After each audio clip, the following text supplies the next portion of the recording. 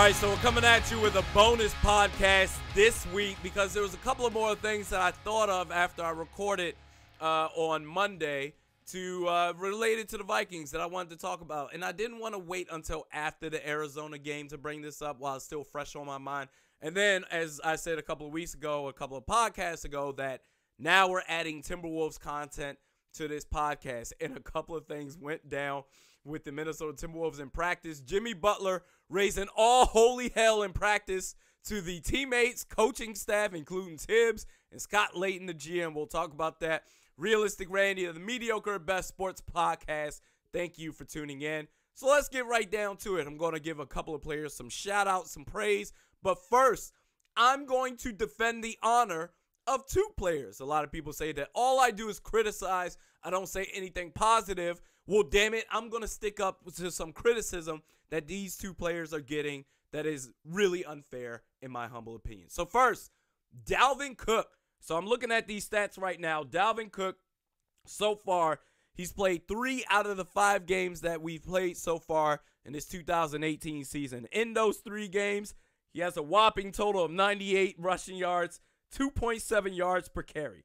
That's not going to get it done, is it? Seeing a couple of people say, oh, he's underwhelming. He's struggling. What's going on? He needs to get it together. Well, okay, the injury bug, that's one thing.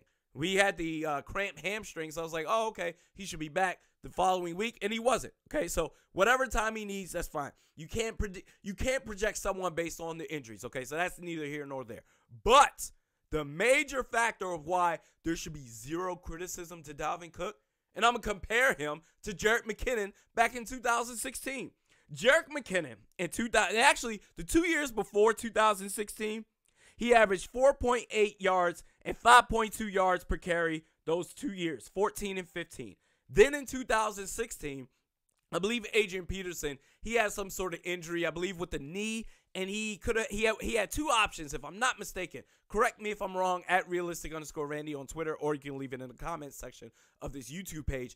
But I'm pretty sure he had 2 options, and I think it was knee-related, some sort of injury where he could take a major surgery, and he would be out for the rest of the year, and then that way he could come back the next year fully healthy. Or it was like a miniature operation, if you will, to where he could come back earlier than normal, so he could come back later on in that 2016 season, but the quality of life as far as that knee for the rest of his life, post-football career, was going to be a little bit of a struggle. So he elected to take the short-term surgery so that he could come back later on that 2016 year. But during that time that Adrian Peterson was out, Jerick McKinnon filled in for him. So after starting his career off with 4.8 yards per carry and 5.2 yards per carry in 14 and 15. In 2016, he took a major drop down to 3.4 yards per carry. Okay? And people said, oh, Jerick McKinnon, he's struggling. He needs to get better. This is a make or break year for him in 2017. He needs to get it together, and he's not doing well. And I defended him that year. I defended him. Why? Because the offensive line, and I'm going to say that for Dalvin Cook too. In 2016, this was the offensive line for the Minnesota Vikings. It's starting from left tackle, going all the way through right tackle. TJ Clemmons, he was replacing Matt Khalil. Alex Boone, Joe Berger at center, Brandon Fusco, Jeremiah Searles at right tackle, okay? Now, the stats for that year as far as the running game for the 2016 Minnesota Vikings that year, they were last in rushing, last in total yards, last in yards per attempt, last in the NFL in rushing yards per game. They were a last place rushing team in the NFL in 2016. Then what happened in 2017? To his credit, Rick Spielman beefed up the offensive line. Instead of that patchwork offensive line you had in 16, in 17 you had Riley Reif, Nick Easton, Pat Elflein, Joe Berger, and Mike Remmers. The result of that, hey, we had Jerick McKinnon last year. After Dalvin Cook, he went down with the torn ACL after the 4th game against the Detroit Lions. Let's see, I got the stats here. He played in 2017. Yes, he played in 4 games. So I believe the Detroit Lions game is where he went down, and then Jerick McKinnon filled in for him. And after that, he went from 3.4 yards per carry to 3.8, so close to 4 yards per carry. The result of the running game overall in 2017 with that better offensive line, the running game was 7th. 7th in the NFL. You go from 32nd to 7th. 7th in total yards, 7th in yards per rush attempt. Okay, that's a major difference right there. Then we go to 2018. Why is Dalvin Cook struggling? Why is he averaging 2.7 yards per carry? Why is he doing that? Well, because the offensive line. We don't have a running game right now. We don't have run blocking right now. Right now, we're 29th in yards per attempt and next to last in yards per game in the rushing game. Okay, I'm not going to do total rushing yards right now because it's not the end of the season. A couple of teams have bye weeks. It's not going to be an accurate number to represent right now. But that's what happens. Joe Burrow's gone. You replace him with Mike Remmers. I'm not going to keep beating this dead horse, but the offensive line as far as run blocking just hasn't been good. I don't care who you have behind that offensive line. If you have a crappy offensive line, whether it's quarterback or if you have a running back back there, unless they're Adrian Peterson, a first ballot Hall of Famer, a future first ballot Hall of Famer, they're not going to do much. Until you beef up that offensive line, Dalvin Cook can only do but so much. So give this man some praise. I'm not going to tolerate any slander towards Dalvin Cook. The next guy that I'm going to defend is Trae Waynes. Trae Waynes, okay? People are saying, and look, he's been bad this year. I get it. Some people are saying we need to trade Trae Waynes. Maybe so. I don't know. We'll have to see. He's got a fifth-year option coming up in 2019, I believe. We'll see what the Vikings do with him. But I'm not writing him off. And in full disclosure, yes, if I'm admittedly a Trae Waynes fan. I wrote an article about him, basically showing my appreciation towards him because I think he's been very underappreciated for this fan base. I don't know. That's just the take that I get from it. But Trae Waynes, he's been bad this year. I get it. But guess what? Just like the NFC Championship game last year and up until the Philly game last Sunday, everybody besides Danielle Hunter on the defense has been bad. So you have to give them a chance. On defense against the Philadelphia Eagles, the defense looked a lot better. Maybe they're going to turn things around. Maybe they've got their swag back. Kirk Cousins, he went out there, gave that pregame speech. And you know what? I'm not even going to sit here. I explained what he said last week. I didn't do it any justice. This is what he said last week, the pregame speech, to get this team fired up against Philly. Hey, change it up today. I got it, guys. Hey, every one of you is here for a reason, for a purpose. All right? You're not here by accident. We wanted you here. We brought you here. You have a gift. Bring that gift to the table today, man. Bring it to the table. We talked all week about finishing. Finish every block. Finish every tackle. Finish every play. And finish the damn game. Let's go. Let's go. Vikings on 3, 1, 2, 3. Oh, I'm ready to run through a wall right now. Are you ready to run through a wall? I'm not even getting paid. I'll run through a wall right now for Kirk Cousins. That's my quarterback. And one last thing on Dalvin Cook as far as the run blocking is concerned. This is from Pro Football Focus Minnesota, okay? Vikings Dalvin Cook is doing it all by himself. And this is an excerpt from an article they wrote. Second-year running back Dalvin Cook, a former first-round pick out of Florida State, leads the 75 NFL skills players with 30-plus touches and forced missed tackles per touch through Week 5. However, he ranks dead last among the 56 running backs with 30-plus touches on the season in yards before contact per attempt. That's 0.19. That is miserable. In fact, he has rushed for a league low 7 yards before first contact this season. Okay? If you don't have a good run blocking offensive line, it doesn't matter. Now moving forward as far as to a couple of players I want to give some shout outs to. Kyle Rudolph. Now, Kyle Rudolph, I've been very critical. I don't even think I've been critical. Well, okay, fine, I've been critical of him because of the simple fact that from your tight end, I expect for you to break some tackles, damn it. Get some yards after the catch. Every time he gets the ball, all you got to do is go boop, and Kyle Rudolph will just fall right to the ground. That's been his MO his whole career. But something that's been interesting, and I noticed this the last couple of games where he seems to be getting a lot more yards after the catch this time. And then I saw a stat. I bring this up this is from Sam Newton.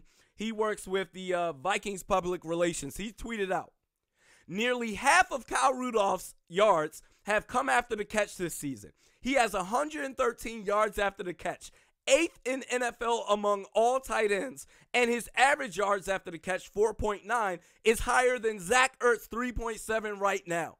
That is outstanding. Big ups to Kyle Rudolph. I'm looking at this right now. Kyle Rudolph, he's caught 23 catches on 27 targets. That's an 85% catch rate. He is already having his best year so far. That's the Kirk Cousins effect. And then the other two players I want to give a shout out to, I brought this up in the last podcast. Stefon Diggs and Adam Thielen. Those two dudes, look, This is the best receiving core since Anquan Bolden and Larry Fitzgerald. Since the greatest show on turf, what was it, Isaac Bruce and Torrey Holt. This is the best receiving tandem in the league. And as far as to break them down why that's the case, Stefon Diggs, man, supreme route running. I think the only dude that might be able to run routes better, and I would put some money up for Stefon Diggs in this case, is Antonio Brown.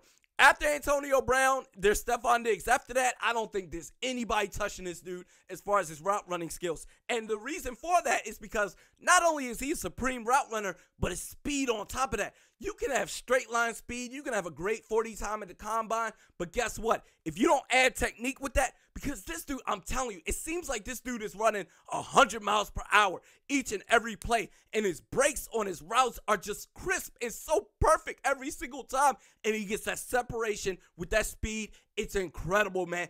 I compared Stefon Diggs to Antonio Brown. As soon as I saw him, I said, oh, this dude is special. His route running speed, everything is perfect with this dude. And his hands, he catches every damn thing. This dude is on pace right now, Stefon Diggs, for 1,300 yards and 118 catches. So maybe with Kirk Cousins, this is the year, and hopefully no injuries, this is the year that Stefon Diggs will break 1,000 yards. You can book it. And then Adam Thielen, what makes him so special? And I'm going to stick up for Adam Thielen. I think too much of a lazy comparison for Adam Thielen. So many people say, oh, Julian Edelman or Jordy Nelson. And, I think that's so disrespectful and so lazy, quite honestly, because he's white. He's white, so all of a sudden he's Julian Edelman. He's the perfect guy that will play for the New England Patriots offense. Man, bump that. This dude, the best comparison that I can give to Adam Thielen is Keenan Allen or Larry Fitzgerald in his prime, meaning he's not the fastest dude, but his technique, his route running, his technique is second to none.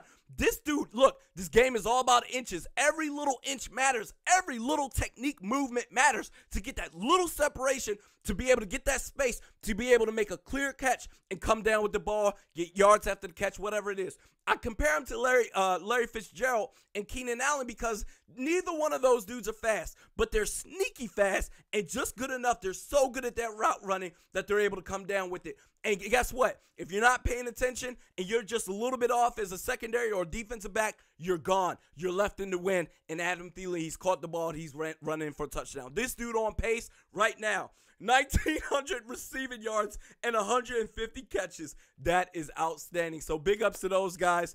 Adam Thielen, Stefon Diggs, and Kyle Rudolph. Y'all dudes are balling with Kirk Cousins right now. So moving forward from that, get this out the way.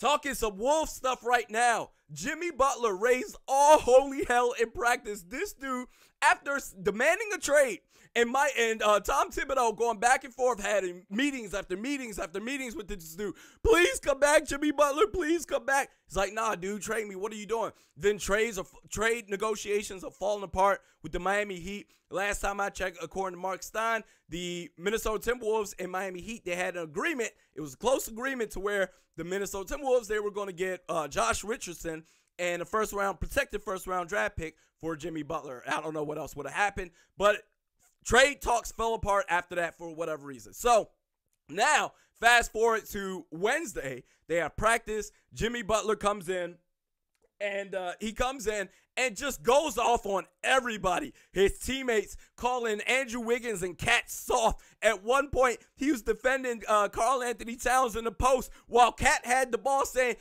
what did he say? Wait, he said, quote, he can't do bleep against me. And ultimately, right after that, Cat passed the ball out. That's soft, man. You got to go at this dude's been talking crap on you, talking junk on you all off season long. And we saw that in the playoffs against the Houston Rockets where I think it was Chuck that called him out. He's like, yo, you're a big man. What are you doing settling, not going to the basket, not inserting your will or asserting your will against this team? What are you doing? And we saw that again. Well, we didn't see it, but basically based on the reports of Adrian Wojnarowski and others that said Cat basically was soft and passing the ball back out. And then two other things. Jimmy Butler then turned to Scott Layton, the GM, and said, quote, you effing need me, Scott. You can't win without me.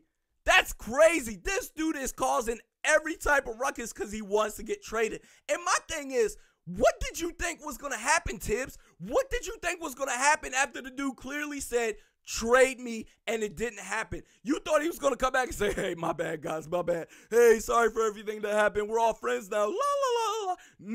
No, that's not going to happen. And to be honest, I'm a little bit disappointed in the way that Jimmy Butler is handling all this, because this dude demanded a trade at the 11th hour. This dude did it like a month ago. A month before the season is supposed to start, you're asking for a trade? Is that really what's happening? So I'm a little bit disappointed in how that went. But to be honest, I like to compare players to like the normal everyday work life for us normal folks out there that's not playing professional sports. But in this case, it's a little bit different.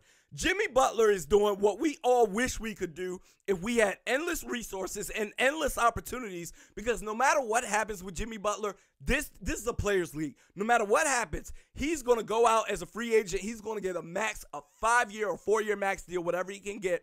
Whatever the max is that he's eligible for, he's going to get it from some team. Why? Because he's super talented. He's a top 15 player in the NBA. If we had those endless opportunities, we'd be like, hey, get out of my face. How many times have you sat there at a job where you've had coworkers that you've got to carry their asses around to get the job done, but you share equal respect from everybody else? Oh, we all contributed to this. No, we didn't. It was me. If we're being real, Jimmy Butler is the reason why the Minnesota Timberwolves broke that 13-14 year playoff drought. He's not the most talented player on the Wolves, but he's been the most valuable player for the Minnesota Timberwolves. Then, not only that, the funniest thing is he led a team of third stringers beating the first unit team of the Minnesota Timberwolves. This dude was on a mission. Was this planned as far as going there, causing a scene, and then having an interview with Rachel Nichols? Probably. I would imagine so. But this is what the Timberwolves have asked for.